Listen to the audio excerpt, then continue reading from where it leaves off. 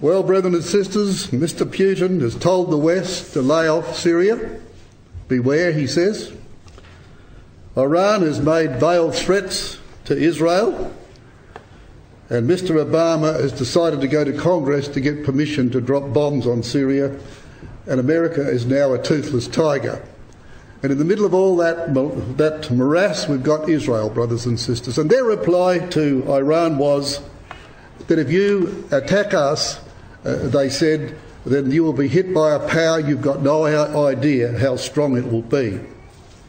When they were quizzed about that, they said, well, we don't believe that Iran is ready yet, that Iran's army is in disarray. They haven't got much to do at the moment, but if they get the atomic bomb, if they dare even to threaten to use that, he said, the power we will unleash will amaze the world. And he said, you mean nuclear power? We're not saying that. They said, just power. So you work out what they might have up their sleeve. And that's why, brothers and sisters, when we got a subject like this, the ultimate triumph of Israel. Now, of course, that's going to come when Christ comes. They're not going to triumph over Iran or Russia or anybody else. They're going to triumph when their king is amongst them. And their triumph is going to be very humiliating to Israel. Very humiliating indeed. And they're going to realise that there's a power in heaven far above atomic warfare. Power that nobody has ever dreamt about. And we're waiting, brothers and sisters, for that great and glorious day. We really are. So Zechariah 10, we want to finish this evening. It's our last study for the year. We want to finish here at the end of chapter 10. And we just think about what we've learned. We had that deputation come from Bethel to say, oh, now we're back in the land and the temple is built. Should we go on fasting and weeping about our captivity? And Yahweh says, well, I didn't realise you were weeping any rate. Were you weeping to me? Surprise to God. So that was the rebuff they got. And then they got a telling off about the hypocrisy about that. It was all hypocrisy. And until they bend their knee and seek forgiveness for their hypocrisy, they're going to get nowhere. And then Yahweh outlines to them, brothers and sisters, the glorious future that's ahead of that nation despite their sins. And it won't come because of any righteousness of theirs or ours. It'll come because God has a promise to fulfill to the fathers, and he has the honour of his Son at stake. And that, brothers and sisters, is the reason that Jesus is coming. And we all hope to be a part of that glorious kingdom. So we learnt in chapter 10, among those things about the ultimate revival of Israel, that we took it up from verse 4 at the last class, and we read that out of him, that is out of Judah, would come this one who, of course, he says, would be the corner and the nail and the man with the battle bow and so forth. And we, of course, learnt that was the Lord Jesus Christ. Out of Judah. And as Paul says in Hebrews chapter 7, he sprang out of Judah. The word means like the sun's rising. He rose out of Judah, brothers and sisters, of which tribe Yahweh spake nothing concerning priesthood. So it all centres in this man. The law is behind him, and he's here to fulfil the law and to become the great king priest over the whole earth. And he's going to be, it says here, he's going to be, out of him shall come forth the cornerstone. He's going to be the foundation, the measurement for every brother and sister that's going to be in the kingdom of God will be measured from that stone and no other stone. Our life, brothers and sisters, today must be endeavouring to try and get into the measurement of that stone. If we're not in line with that stone, we're nowhere. And that's what Zechariah tells us. This man is going to come and he's going to form the foundation stone of that temple. He's going to be the nail. He's going to be like that little tree that's pulled out of the earth and trimmed, the roots are trimmed and they're shooting every way, and they dig a big hole, they stick it in the wall and plaster it in. And they let it go so hard and it's so well done that you can hang anything on it and it won't collapse. Isaiah 22 told us that. And all vessels, small and great. And Paul told Timothy there are vessels of honour and dishonour. And if we're among the vessels of honour, we'll hang on that pin and never will it fall out of that wall. And so this man is the security, brothers and sisters, that we're looking for. This is what we learnt last time.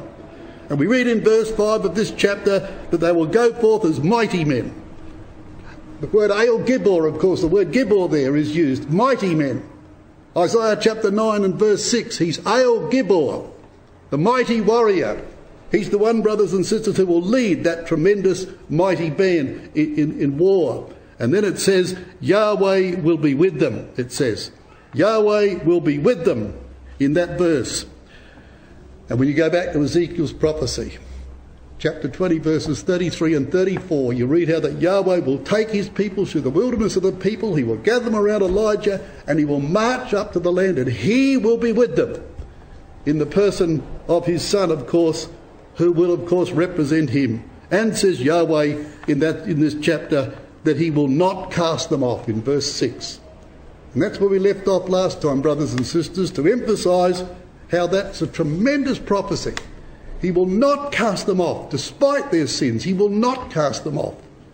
Israel, Isaiah said, Israel hath not been forsaken of his God, though the land is filled with sin against Yahweh. He has not forsaken them, despite that. Not because of any honour or any honour that he would give to them, but because of the promise that he's made to their fathers. And he's provided his son to humble those people, that ultimately he will save them. And do what they will. They will be saved, brothers and sisters, and they're going to have to learn lessons yet. Terrible lessons are coming. So verse 7, we pick up the story here. And we read here that they of Ephraim shall be like a mighty man, and their heart shall rejoice through wine. Yea, their children shall see it and be glad. Their heart shall rejoice in Yahweh. Now that's a big change for Ephraim. Now I haven't got any references here, which I could have quoted, of course, to you, about Ephraim. But there's a remarkable thing, brothers and sisters. We're going to learn how that Ephraim and Judah are going to be united, right? Let's look at that now, Ezekiel chapter 37. The day is going to come when these two tribes will be united, and they were very much different during their history than being united, believe me.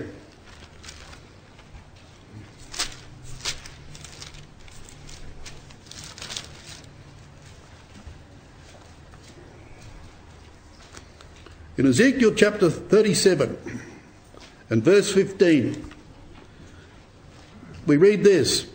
And the word of Yahweh came again unto me, saying, Moreover, thou son of man, take thee one stick and write upon it for Judah and for the children of Israel his companions.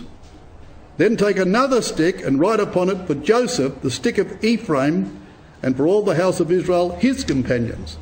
And join them to one another into one stick, and they shall become one in thy hand. And when the children of thy people shall speak unto thee, saying, What wilt thou show us? What thou meanest by these? Verse 19 says, Say unto them, Thus saith the Lord Yahweh, Behold, I will take the stick of Joseph, which is in the hand of Ephraim, and the tribes of Israel his fellows, and will put them with him, even with the stick of Judah, and make them one stick, and they shall be one in my hand. Now, when you read the history of Ephraim, brothers and sisters, when they came into the land, and the land was divided, you had, of course, Judah was given his portion, which didn't include Jerusalem, by the way. Jerusalem fell entirely in the region of Benjamin. That's why Yahweh said he would attach one tribe to Judah for David's, my servant's sake, for I said I will always give him a light in Jerusalem. And people, you naturally think that Jerusalem was the capital of Judah. Yes, it was, but it was not in the tribe of Judah. It was all of it. The whole city was encompassed by the boundary which ran down the Kidron, and the Hinnom Valley took the whole of Jerusalem north of Judah, and it became the small tribe of Benjamin. Between Benjamin and Ephraim, between Judah and Ephraim, sat little Benjamin, which Deuteronomy said God put him on their shoulders of the two biggest tribes, and he sat little Benjamin on the shoulders of Judah and Ephraim. And that's why we have here these two tribes mentioned, because they were the two biggest tribes, and little Benjamin was in the middle. And why did God do that? Why did he not include Judah in Jerusalem in Judah? Why did he do that?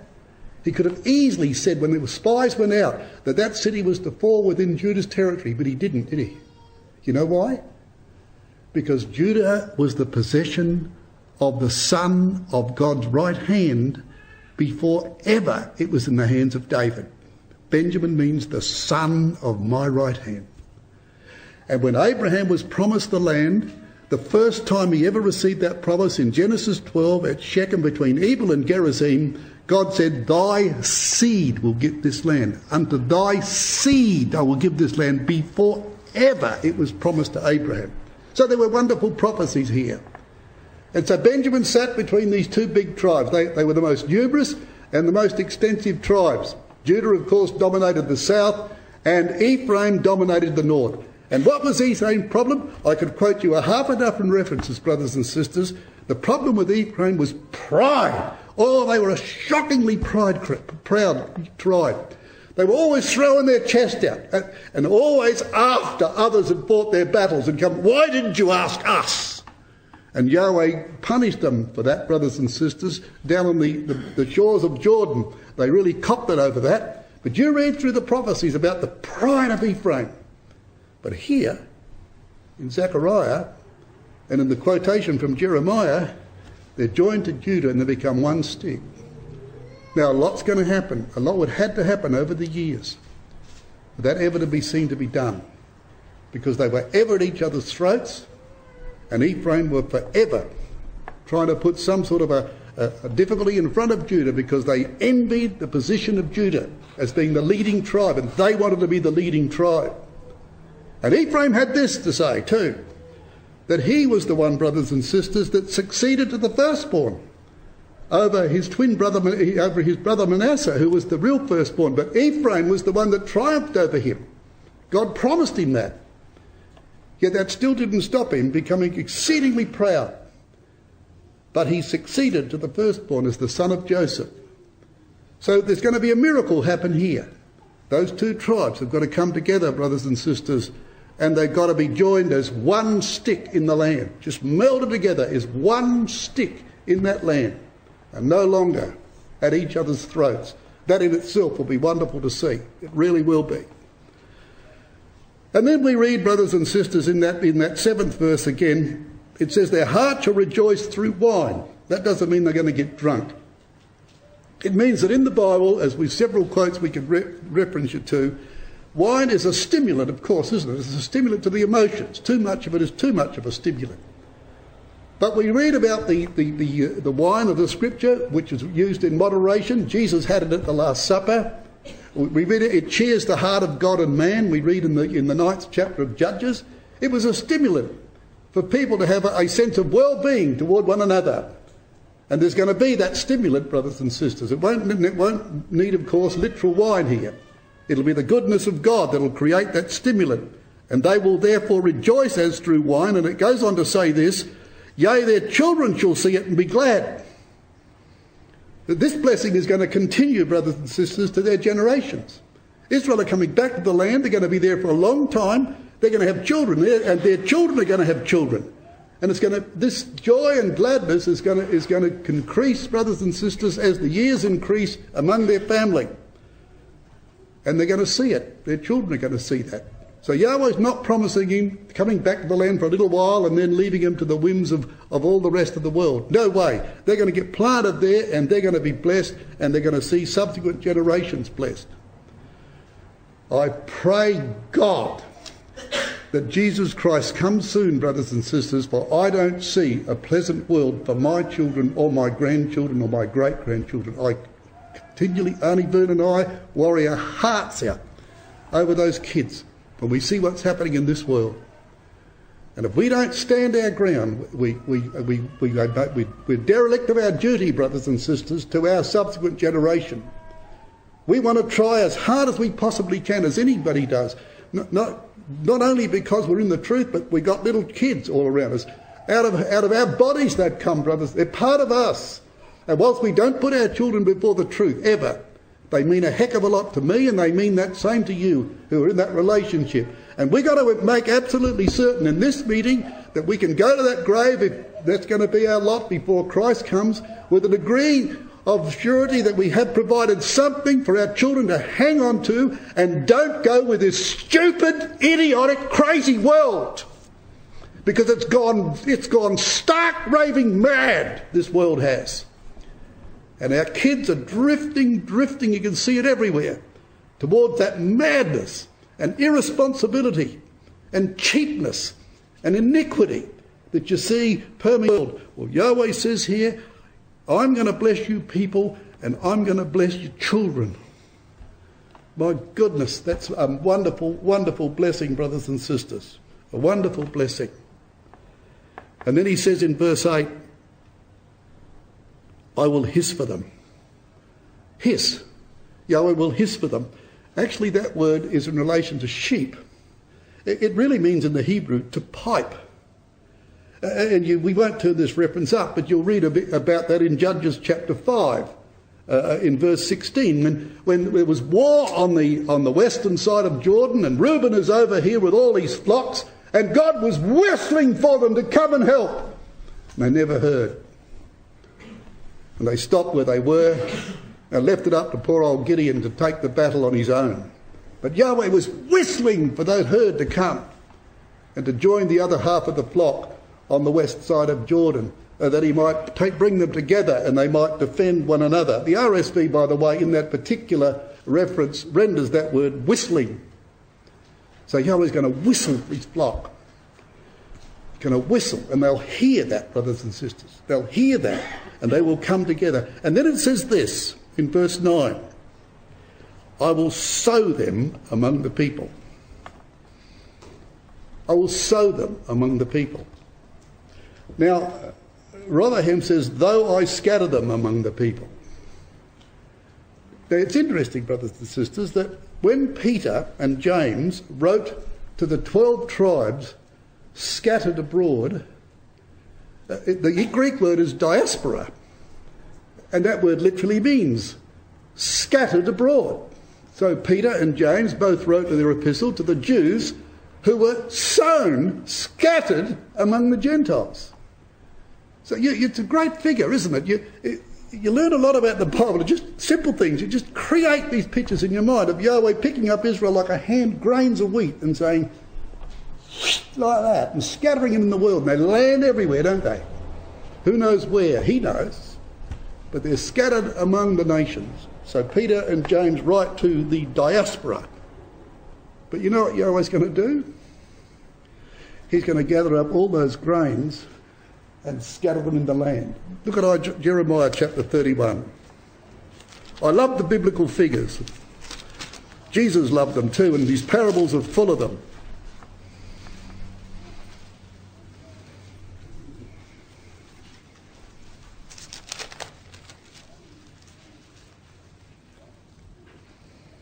In Jeremiah 31 and verse 27 and 28, Yahweh says, behold, the days come, saith Yahweh, that I will sow the house of Israel and the house of Judah with the seed of man and with seed of beast. And it shall come to pass that like as I have watched over them to pluck up and to break down and to throw down and to destroy and to afflict, so will I watch over them to build and to plant, saith Yahweh. Now you think about that. What's he got? You go to the shop, the nursery, the garden nursery, and you ask, I want a packet of seed. What seed do you want? Oh, lettuce or tomato, whatever you're going to grow. So you get the right seed, don't you? So Yahweh wants two classes of seeds. He wants the seed of men and the seed of beasts, the seed of their produce, their cattle, which are, of course, are equivalent to our economy running our country. He's talking about their economy and about them. So he's not going to put Israel back in the land. He's going to scatter among them, increase among people and increase among their productivity. It's like throwing wheat into the ground, isn't it? Now he's grabbed them on the one hand and threw them in the nations, gone and picked them all up and threw them back in the land. And now there's a new brand on them, men and beasts. So that's what's going to grow in that land. It's a wonderful figure. It just so makes the Bible come alive, brothers and sisters. And that's the figure that's used here in Jeremiah. And then he says this. He says in that verse 8, and they shall increase, verse 9, the end of verse 9, he says, and they shall live with their children and turn again. Now, the NIV and some other translations put it like this. They and their children will survive and return. The word live really means to survive. They will survive, brothers and sisters, and they'll come back to that land. And then God says, and they will remember me in far countries. Now I'm going to make a few comments about that. I'm going to pause there for a little while. They will remember me. You know, brothers and sisters, that's interesting, isn't it? Because that's telling you that you may forget God, He never forgets you and I. We may go our own sweet way at times. Oh, we wouldn't forget God altogether, but we lose sight of him, don't we? That in our eagerness sometimes to do our own thing, to go our own way, we forget him. He's never forgotten us. And I want to show you a couple of references which says that. It's very instructive to know this. Remembered of Yahweh. Hebrews 6 verses 9 to 12. Now you can get copies of these later on if you want them. Manny's got the copies. But beloved, we are persuaded better things of you and things that accompany salvation, though we thus speak. For God is not unrighteous to forget your work. Hear that? He's not unrighteous to forget your work. Here in Zechariah, God says, they'll probably remember me. But he's never forgotten them. And your labour of love, and you'll notice I've got that in a different colour and bigger print, which ye have showed towards his name, in that ye have ministered to the saints and do minister. And we desire that every one of you do show the same diligence to the full assurance of hope unto the end, that ye be not slothful, but followers of them who through faith and patience inherit the scripture. That's back to front. And I'm going to show you that's not accidental. That is deliberately back to front. It's not faith, hope and love, but it's love, hope and faith. You know why? Because it's God thinking back that ladder. That's a ladder that leads us to God. You ever thought about those three triades of grace, as Brother Carter called them? You ever thought what they really mean? Have you ever think why they're put together? And Paul puts them in Corinthians as being the be-all, end-all of our faith. You see, brothers and sisters, Paul puts it here, doesn't he? Faith, hope and love. Now, this is backwards in Hebrews for the simple reason this is the way we come to God, and we ought to be always on that way, coming to God, but we forget. But God is not unrighteous to forget. And he goes back love, hope and faith. It's marvellous. We go this way and he's coming this way. Now you see, it's like this. This is how it goes. Faith, because we believe him. That's what faith means. It simply means to believe. You give all sorts of definitions to it, but that's basically what it means, isn't it? We actually believe that God has made promises. And we not only believe that, we are convinced that he will fulfill those promises. We wouldn't be here in the truth if we didn't believe that. What about this one? What's the difference? Big difference. Because we believe that we shall be involved personally in the fulfilment of those promises. Now you could have a brother and sister who could really believe that God's promised to build the kingdom in this world when Jesus comes, and to restore the tribe of Israel and go into the world and give the truth away. Because he doesn't think that he's got any hope of the kingdom. I'll never make it. I can't live that sort of life. But you say to him, what about the truth? I never forgot the truth. No. So he might believe, he might have faith, but hope is personal, brothers and sisters. It means that you and little me can be in that kingdom. Little me can be in that kingdom. That's hope. And you can have all the faith in the world. But if you don't see yourself as an individual in that kingdom, then you're not in that chain of thought. That's why it's there. That's the difference between the two. You ever thought about that? You sometimes go through that process in your own mind. You go through that process and you think about what you believe and what you don't believe, but you believe this and you believe that. Abraham, Isaac and Jacob and the promises, David, Genesis 3:15 or whatever, and you go through your statement of faith and all those sort of things, and you are absolutely convinced that that's true. You've got faith. But do you really see yourself in that picture? That's the issue for about hope. It's personal. It's a personal thing. So you've got to have hope. And I say this, brothers and sisters, the exhortation we had a week or so ago from Brother Carl was absolutely, in my view, one of the most historically great exhortations we have ever heard from this platform. I've never heard for a long, long time a better one than that. Because Carl told us that we can be in the kingdom. Oh, you say we know that. Do we know that? How strong do you know that? How strong is that in me? That I can actually be in that kingdom. We don't take anything for granted. But we believe we can make it by God's grace. That's hope. So we believe God, and we believe that he will personally involve us. And that leads to love, doesn't it? Because of this we learn to love God. Because of this we learn to love God for his graciousness by including us in his promise. We can't help but love him. You include someone in the happiness of your own life and your families, and you show them the way, and you get them to join with you, and you do your utmost to make their life happy, they're going to love you. They can't do anything else. That's just axiomatic. That's just automatically they're going to love you.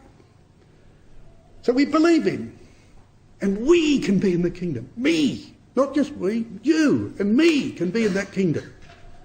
What a marvellous thing that is. And so we learn to love God. That's our approach to him. Now he goes backwards. Hebrews 6 and 10 is about God thinking back to us. God is not unrighteous to forget you. And he comes from the bottom. Now, you say, I said earlier, that was not an accident, that was put there. You know where I believe that's coming from? It's coming from here. Leviticus. Think of this. Hebrews, Leviticus, way back here. Look at this. Speaking of Israel, it says, and they that are left of you shall pine away in their iniquity in your enemies' lands. And also in the iniquities of their fathers shall they pine away with them. If they shall confess their iniquity and the iniquity of their fathers with their trespass, which they have trespassed against me, and that also they have walked contrary unto me, and that I also have walked contrary unto them, and have brought into the land of their enemies, if then their uncircumcised hearts be humbled, and they then accept the punishment of their iniquity, then I will remember my covenant with Jacob, my covenant with Isaac, and my covenant with Abraham, and that is backwards. Why? Because it's a question of I will remember. See the point? You'd never read that anywhere else other than that there. Jacob, Isaac, Abraham. Israel couldn't come to God that way. They had to start with Abraham. He is the patriarch. He is the progenitor. They couldn't come any other way. They come through to Isaac, they come through to Jacob, and then to the 12 tribes, and there they are. But God's going back that way. Because he says, I will remember. You forget, I don't forget. Now let's see how this formula works. What's this formula about it? Now in Hebrews 11 and verse 16, when Paul has dealt with Abraham, Isaac and Jacob as the family of faith in that particular section, speaking of them in this verse here, he says, God is not ashamed to be called, and the Greek means surnamed, their God. Now you think about it, that's what the Greek word means. As a matter of fact, you read about it quite often in relation to Peter, it says Simon, whose surname was Peter. And you read about the disciples, says similarly about them. Now, I married Verna Wigsell many years ago. I haven't heard her called that for over nearly 60 years. She's Verna Martin. And I hope, I'll ask her when we get home, I hope she's not ashamed of being called that. And I don't think she is, because I wouldn't get me tea, would I? But I do. But you see what I mean? I married Auntie Verna. She's taken my name, and she's happy with that. Proud to be part of me, and I'm proud to have her. Surnamed. That's what God did to those men. You see, he could have said, I am the God of Abraham, Isaac and Jacob and Moses and Joshua and David and Jehoshaphat and Josiah, Isaiah and Jeremiah, and God on and on and on. But he didn't. He stopped at 3 men. Now the same with that formula of faith, hope and love. There's a particular reason for that. It's not just things dangled together haphazardly. There's a real point about this. Here's the point. Abraham is called in Romans chapter 4 the father of us all. And Jesus said, call no man your father on the earth. Abraham was on the earth. Is that a violation of the teaching of the Lord Jesus Christ? No, because Paul goes on to say in that verse, like him whom he believed. The authorised version says, before him whom he believed. The margin says Greek, like him whom he believed. So he's not like these false fathers in the Vatican who are nothing else but hypocrites and blasphemers who take upon themselves a name that they ought to be ashamed of. This man had the name of his father. He became a replica of the Father on earth in that sense of his faith. And God says, like me. And God said that to him, brothers and sisters, in the promise that he gave him. He said that to him 5 times. And then put another Hebrew letter into his name to bring about the meaning of that. So Abraham's the father. This is where God has surnamed himself. Now Isaac's called his only begotten son. And he wasn't.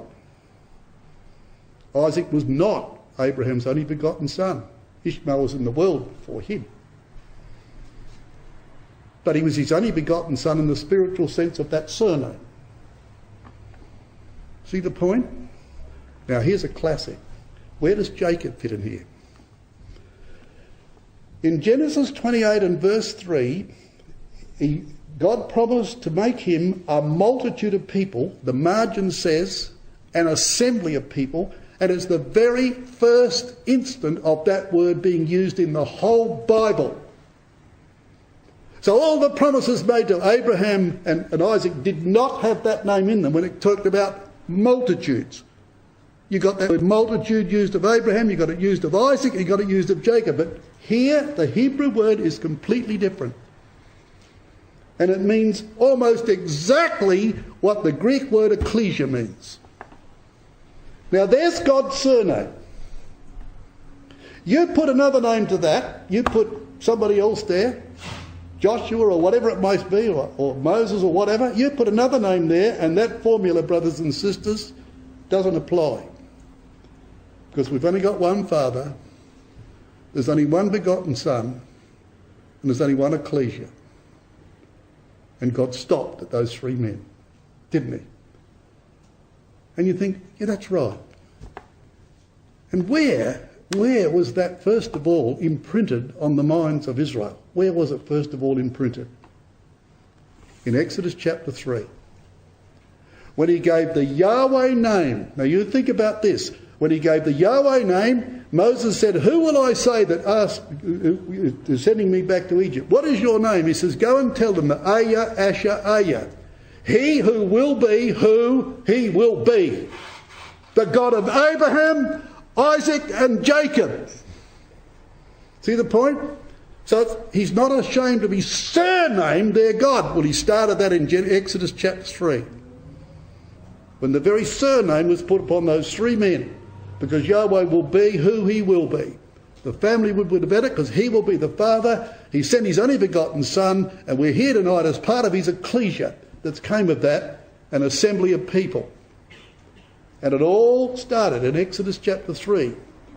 And the surname of God was put upon those 3 men. That's why God says, Israel forgot him. But he says, if they turn around in their iniquity, in Leviticus 26, and they agree that they've sinned against me, I will remember Jacob, Isaac, Abraham.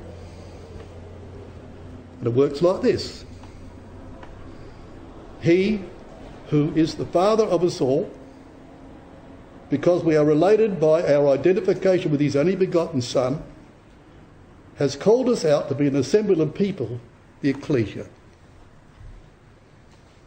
So Hebrews chapter 6, about faith, hope and love, I believe is patterned upon the very same pattern you find in the 26th chapter of Leviticus and in Exodus chapter 3.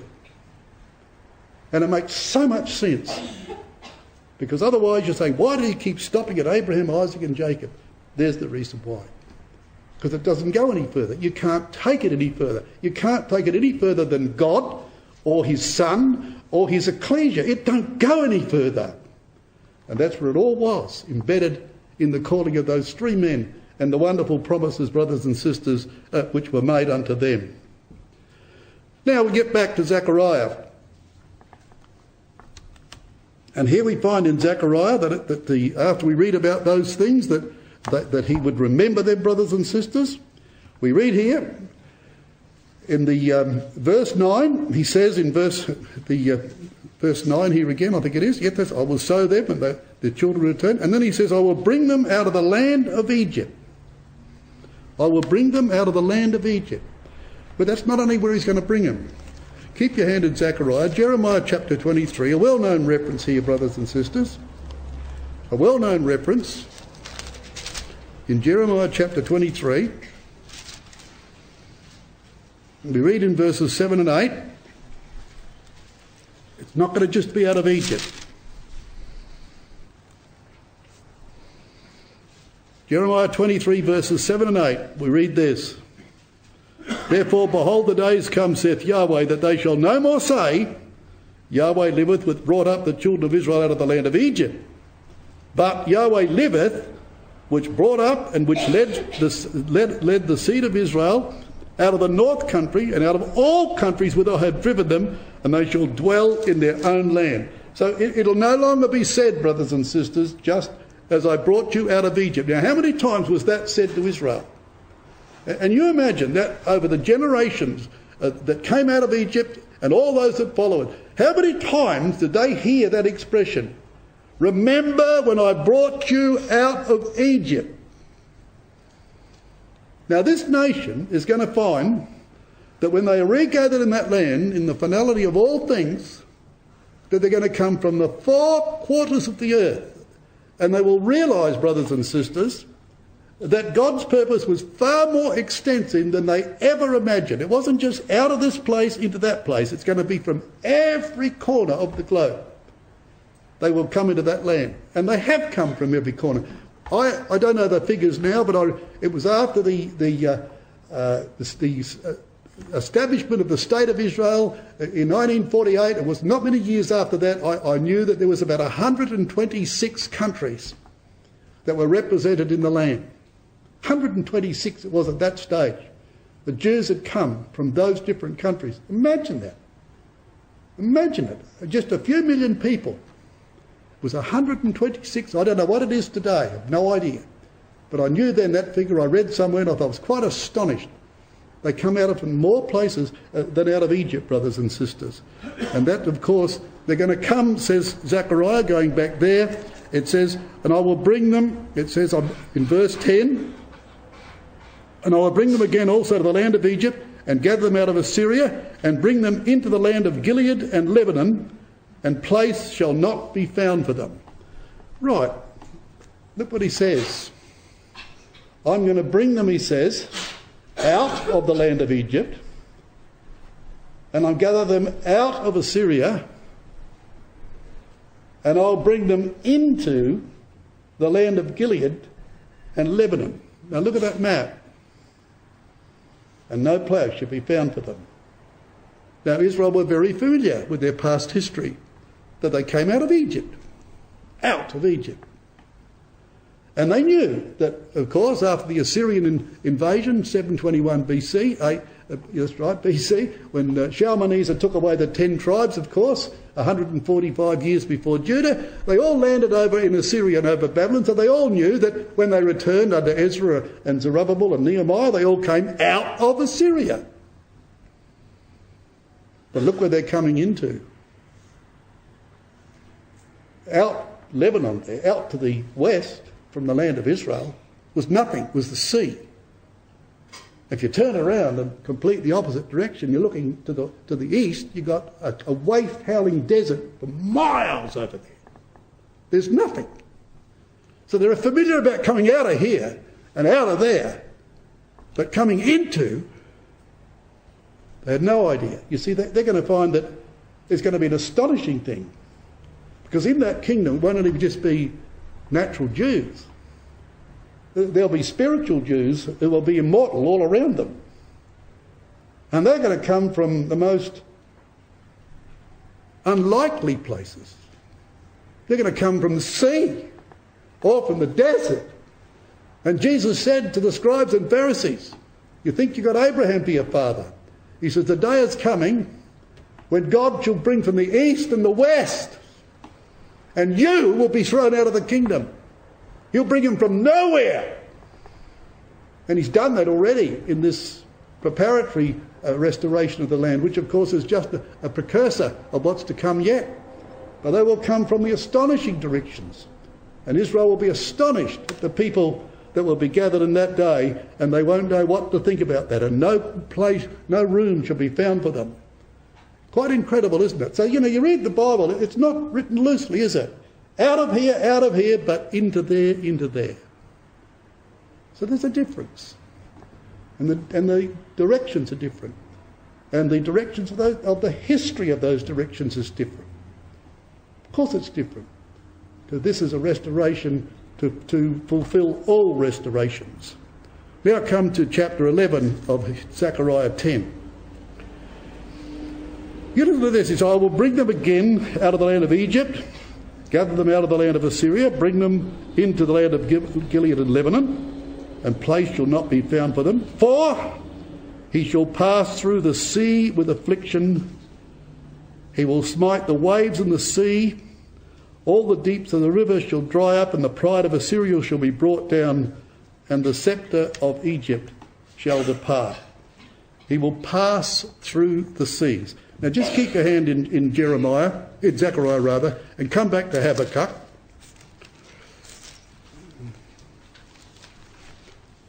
Chapter 3, you've got similar language.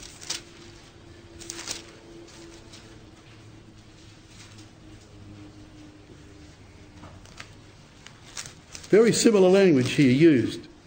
In verse 8, for example, of Zephaniah, Habakkuk, yes, it is Habakkuk. Habakkuk, chapter 3, verse 8. It says, Was Yahweh displeased against the rivers? Was thine anger against the rivers? Was thy wrath against the sea, that thou didst ride upon thy horses and thy chariots of salvation? So Yahweh has ridden through the sea, brothers and sisters. He's brought Israel through the sea. We can't do that. We think that's an impossibility, but not with God. This is figurative language, of course. And so he tells them in verse 15, Thou didst walk through the sea with thine horses and through the heap of great waters. So what he's trying to tell us is the way that he's going to bring these people back. Now there's a prophecy that summarises all of that. So Zechariah verses 10 to 11 is all summarised in Isaiah 11 verses 11 to 16. Now just listen to this prophecy. And you see that how the prophets are all in tune with each other. It shall come to pass in that day that the Lord shall set his hand against the second time to recover the remnant of his people which were left from Assyria and from Egypt, from Pathroth and from Cush and from Elam and from Shinar and Hamath and the islands of the sea. Look at the nations being added there. And he shall set up an ensign for the nations and shall assemble the outcasts of Israel and gather the dispersed of Judah from the four corners of the earth. The envy of Ephraim shall depart. We've been reading about this in Zechariah. This is Habakkuk telling us this. The envy of Ephraim shall depart, that pride will be gone, and the adversaries of Judah shall be cut off. Ephraim shall not envy Judah, and Judah shall not vex Ephraim. We've just read about that in Zechariah's prophecy, haven't we? That's going to be a miracle. Two blood brothers, tribes of the blood brothers. Implacable enemies over the years, suspicion of each other, could never get on. Well, they're all going to get on now. And that prophecy continues, brothers and sisters. But they shall fly upon the shoulders of the Philistines toward the west. They shall spoil them at the east together. They shall lay their hand upon Edom and Moab, and the children of Ammon shall obey them. And Yahweh shall utterly destroy the tongue of the Egyptian sea with his mighty wind, and shall shake his hand over the river, and shall smite it in the seven streams, and men may go over dry shod. Now listen to this. There shall be a highway for the remnant of his people, which shall be left from Assyria, like it was to Israel in the day that he came up out of the land of Egypt.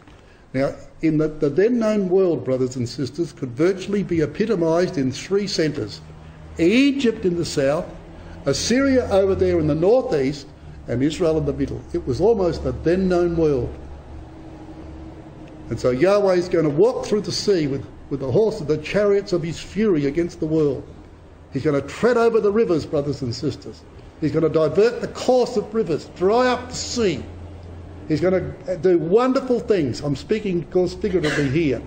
And in the end, he's going to bring the world together. That's what he's going to do. He's going to bring the whole world together. Now look at this prophecy. The unification of the world. Zechariah has been speaking about this. And Yahweh shall be known to Egypt, and the Egyptians shall know Yahweh in that day, and shall do sacrifice and oblation. Yea, they shall vow a vow unto Yahweh and perform it. And Yahweh shall smite Egypt, he shall smite and heal it.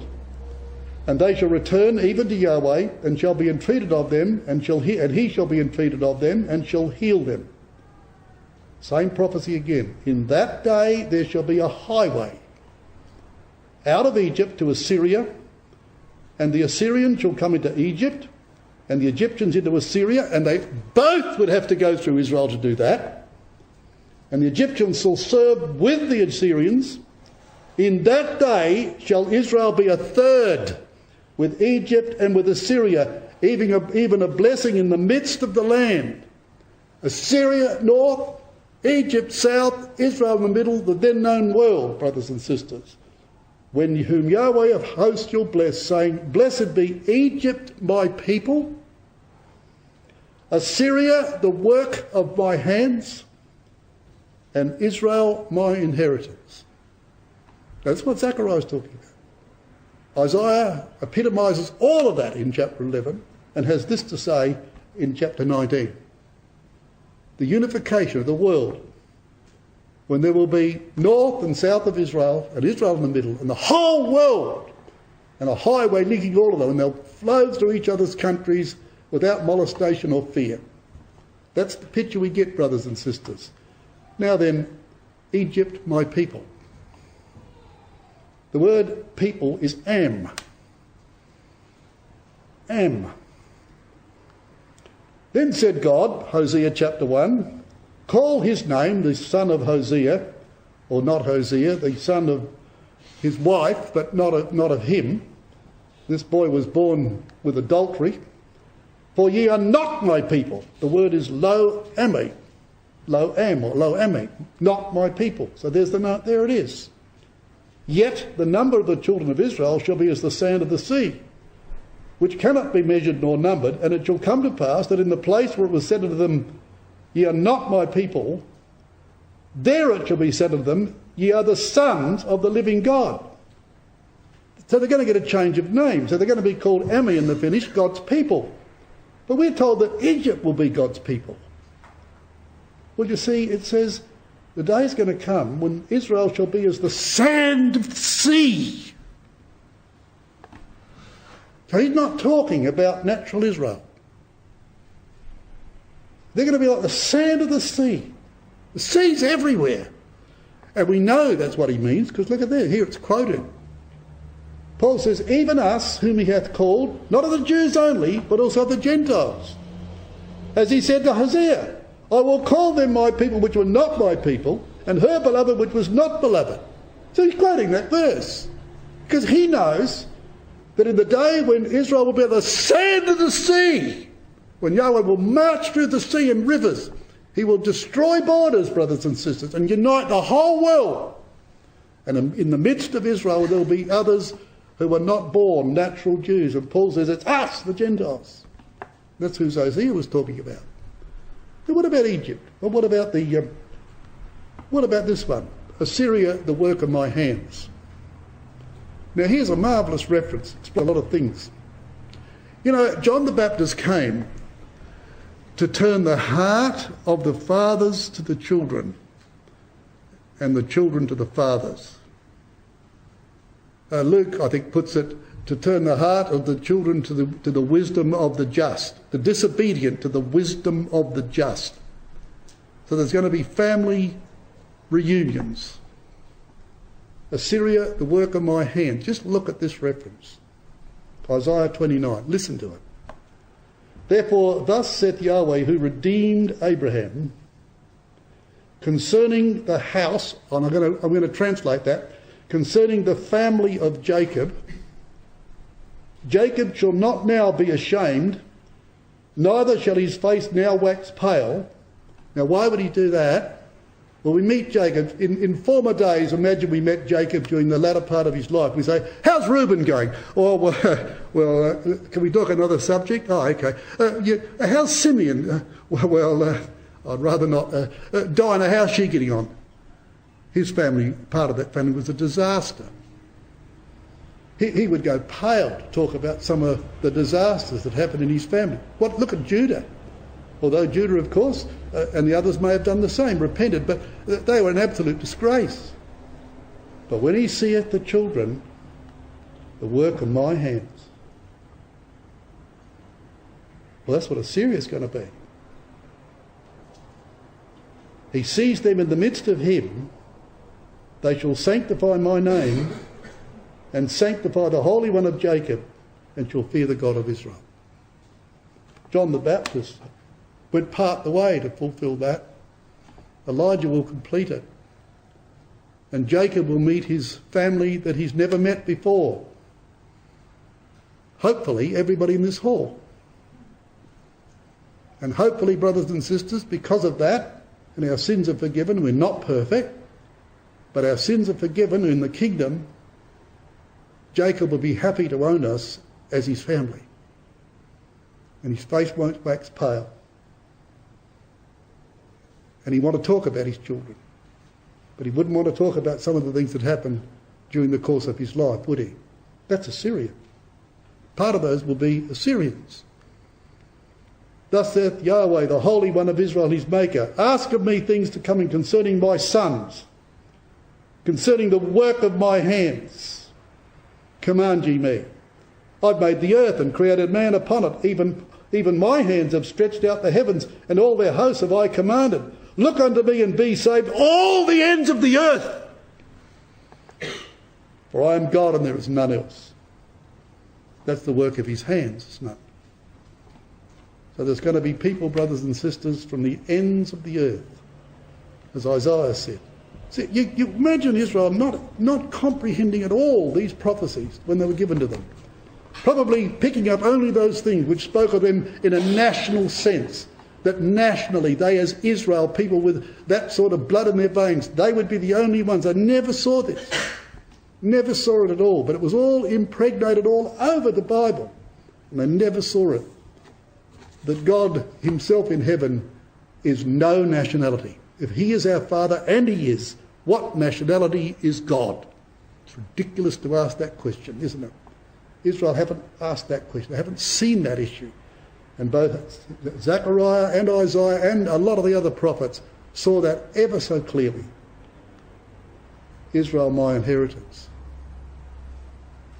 You've got several references that says that. For Yahweh's portion is his people. Jacob is the lot of his inheritance.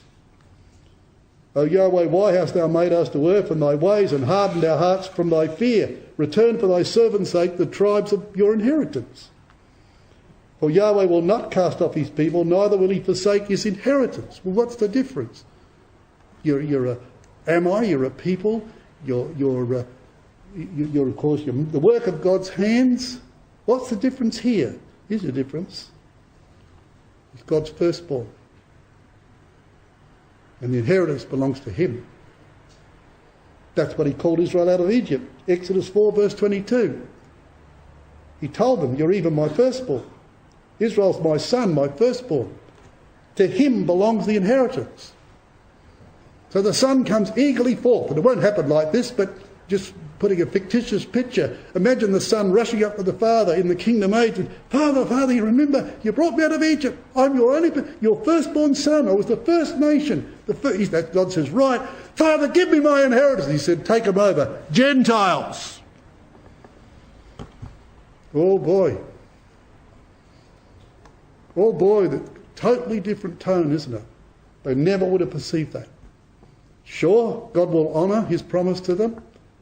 He will honour his own law concerning the firstborn. When they have, of course, learnt their lesson and are still learning it, and they've repented, he will fulfil that obligation which his promise made. But they're going to inherit it something far different than what they think. Isn't that interesting? So you've got all these things all wrapped up in different words in the prophets, but when you link some of them together, brothers and sisters, they all tell the same story. They tell the same story indeed. Now, verse 11 says that he's going to pass through the sea with affliction, smite the waves in the sea, and all the deeps of the rivers shall dry up, and the pride of Assyria shall be brought down. The pride of Assyria. I love this reference. Because what's going to happen to the Assyrian, brothers and sisters, that is the Assyrian of the flesh, the brutal, absolutely Nazi regime of the Old Testament, that when the Assyrian Empire fell, Nahum said the world stood to its feet and applauded. They hated the Assyrians and they feared them more than they hated them. They were the most brutal people upon the face of the earth till Adolf Hitler. They were unbelievably brutal. Well, God's going to chase those people out of the world. See, we read this about the man born in Bethlehem. O Bethlehem Ephratah, though thou be little among the thousands of Judah, yet out of thee shall he come forth unto me that shall be ruler in Israel. Jesus Christ, born in Bethlehem. This is the chapter.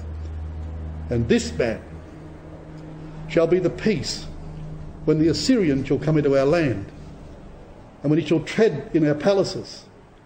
Then we shall raise against him 7 shepherds and 8 principal men. Do you know that when the Assyrian came around the walls in the days of Hezekiah, with this prophecy, by the way, Micah was the one that converted Hezekiah. Do you know that? It was Micah the Morashite that put Hezekiah right on a certain time. That's quoted in Jeremiah.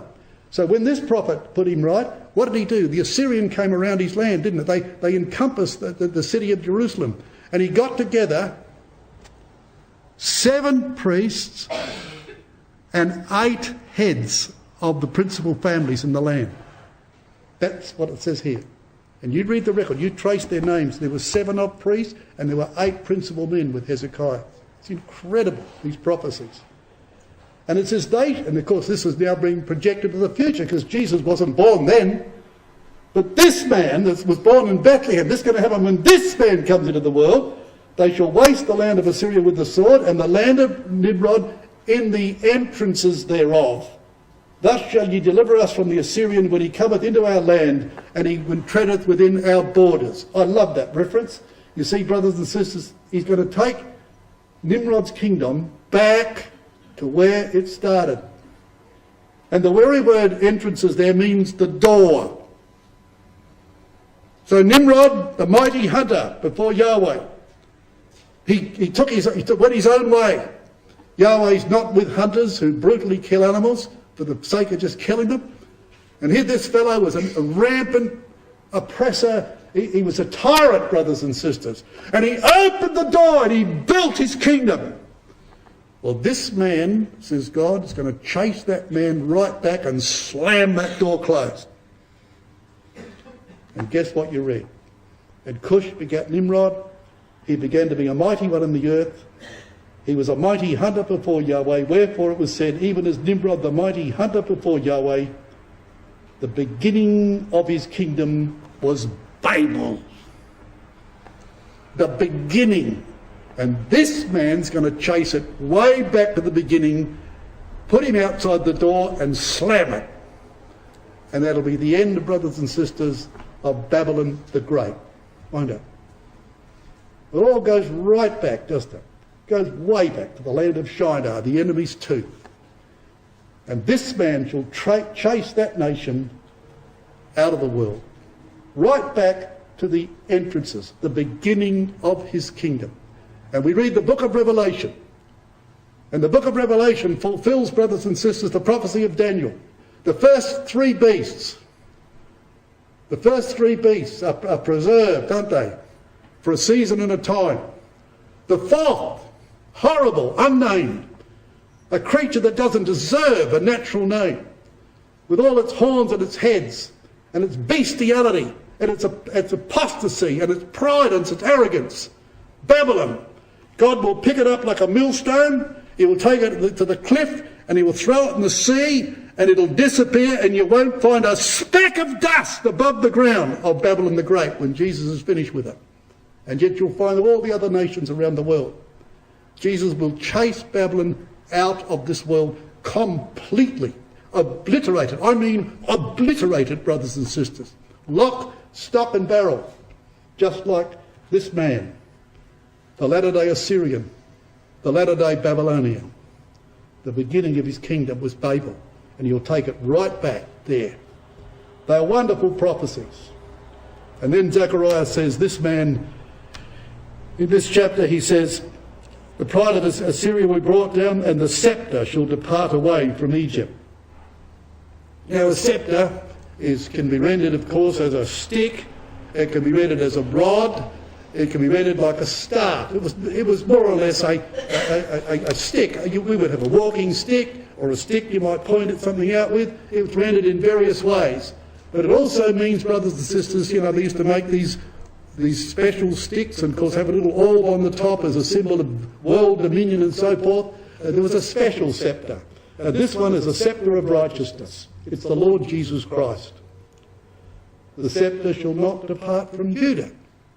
Well, that's right, because Zechariah says, out of him will come this, that, and also out of him shall come the sceptre. And here, it's not a stick, it's not just something you use to walk with, it's a symbol of authority. He has that in his hand, it's a symbol of authority.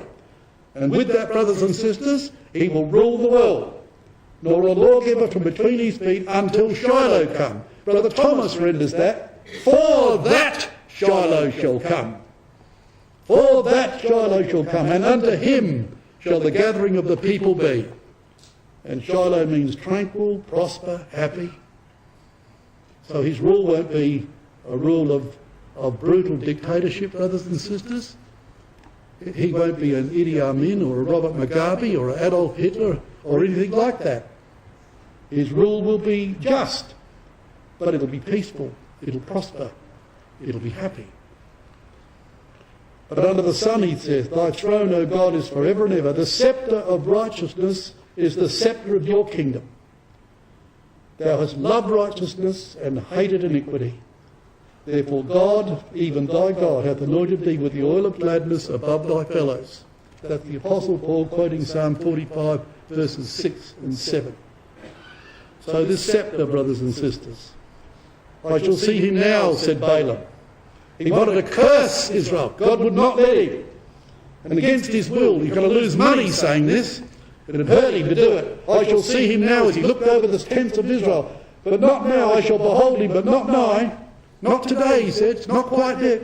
But there shall come a star out of Jacob, and a sceptre shall rise out of Israel, and shall smite the corners of Moab, and destroy all the children of Seth. So first of all, a star appears. And then a sceptre comes up, and a hand grabs it, boom, and he smites the enemies of Israel. That's the vision that Balaam saw, brothers and sisters, of the coming of the Lord Jesus Christ, a sceptre of righteousness. Now the prophecy in chapter 10 finishes with these words. And I will strengthen them in Yahweh, and they shall walk up and down in his name. Walk up and down, up and down. That means, brothers and sisters, you walk where you want to go, and no one will stop you. You want to go up or down, doesn't matter. Yahweh says they'll do that in my name. Now we ought to know what that means, because we've read this before. I saw by night, and behold, a man riding upon a red horse, and he stood among the myrtle trees. This is Zechariah. That were in the bottom, or in the shade, and behind him there were red horses speckled in white. Then said, O my Lord, what are these? And the angel that talked with me said unto me, I will show thee what these be. And the man that stood among the myrtle trees answered and said, These are they whom Yahweh has sent to walk to and fro through the earth. So they're exactly the same as those four horses in the shadow that God had down in the shadow where Israel couldn't see them because they're invisible to the human eye. But Zechariah saw them in symbol, and they're down there, and God is telling him, you think you're in trouble? The workers are working on the temple. There's no physical protection for them. They got enemies all about them. It's like the whole neighbourhood mingled with them. They didn't know who was for who. Don't worry, look at that, Zechariah. And he says, they're my people that are walking to and fro through the earth. And the bay went forth. This is the other horses, and sought to go. This is the 4 chariots, and sought to go that they might walk to and fro through the earth. And he said, get you hence, walk to and fro through the earth. So they walked to and fro through the earth. Now look at the confidence of that prophecy. He said to them, get you hence, walk through the earth, to and fro through the earth. So they did that. Now, brothers and sisters, that's where we're going to finish. If you've got any sort of a vision of the kingdom, you all ought to have a clear vision of the kingdom. We won't all have the details right. We'll get some very pleasant surprises, very pleasant surprises. None of us could ever make a proper picture of it. But you can see that picture when we will be imbued with eternal life, brothers and sisters, deathlessness. No one can kill us anymore. We cannot die. We've got the nature of Almighty God himself and of his Son. And the apostle says, concerning the age to come, he has not put the angels in charge. And so when it's all over and the official things are all done at the judgment seat of Christ, and in a moment, in the twinkling of an eye, the trumpet will sound and we shall be made immortal. And this corruptible shall put on incorruption, and this mortal immortality. And death is swallowed up in victory, brothers and sisters. And Yahweh says, go out there and do my work, and we will go.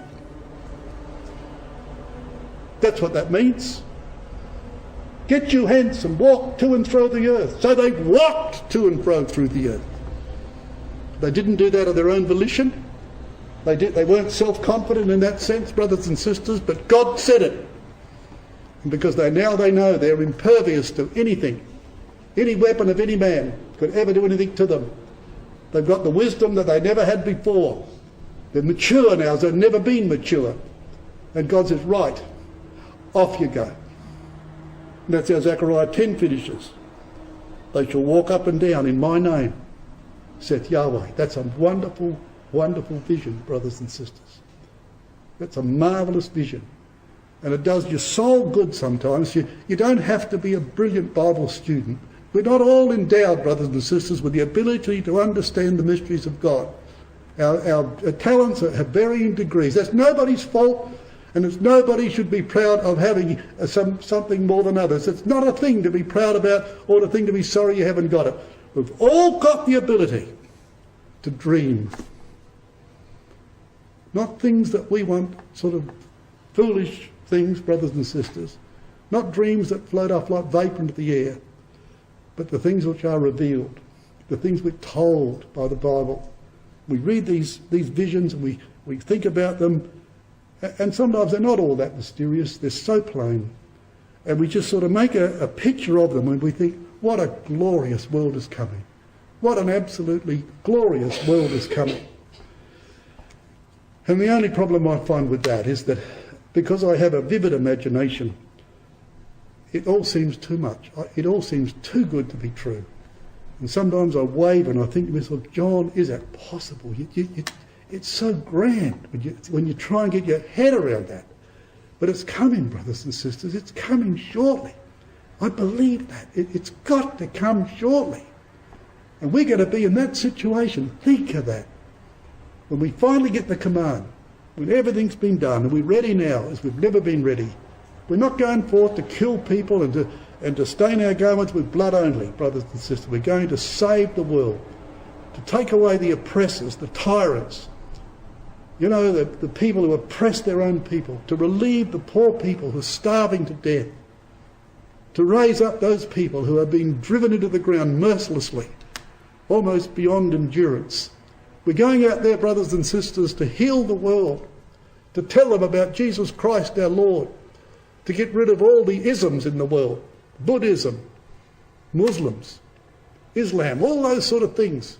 Catholicism, Jesus will take care of that. It won't even be a memory. And we're going out to get people to believe the truth. And the world will be united.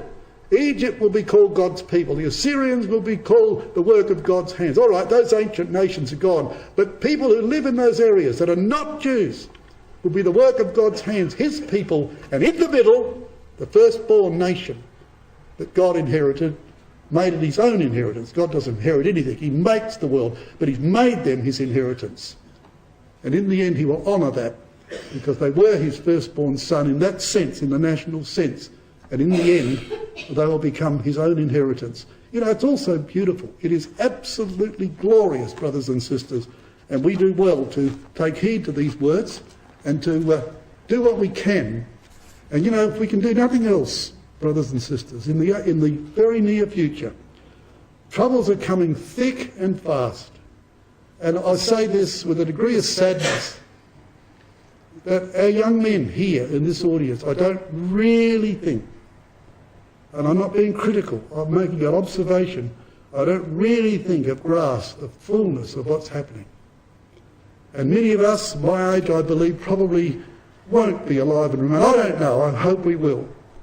But one thing's for sure, that people not very many years below our age group, brothers and sisters, will certainly be here. And they're going to see the most dramatic and the most horrific drama in all history come to a climax. And I don't think anyone could even imagine what that's going to be like. And just how much of that we will have to endure, we don't know. But I don't believe that God will provide this blessed generation, blessed because we live at the end of times. I don't believe that we're going to be just whisked off in peaceful ways and have enjoyed all the opulence of our age, and it is opulent. Let's be honest. We don't want for anything, brothers and sisters. We got plenty of food. We can buy clothes when we like, go on holidays. We can do what we like. And I do not believe that this generation is going to go on like that forever. But I believe we can come through it, all of us, and get into that kingdom. And if we can do nothing else, brothers and sisters, we make an appeal at the end of this Zechariah class for this year. One thing we can do, and that's help each other. Love your brothers and sisters. Love them with all your heart, soul. And try to help each other wherever we possibly can. And be united. And it's not easy, brothers and sisters, to try and help and to stay united, because there's ever a conflict. You can't compromise the truth. But you've got to be kind. You've got to be nice. But you can't be nice to the point of putting the word of God aside. We've got to find equilibrium. We must find that equilibrium where we can stand hard and fast to what's right, not compromise an inch, but to do all in our power to influence people for good and for the happiness of them and their families. We can do that. And thanks be to God, I believe in measure that this ecclesia has done that. And it's not a thing to go crowing about or being proud about, because God will pull you down like a flash when you get like that. Let's be thankful, brothers and sisters. And being thankful, let's be helpful.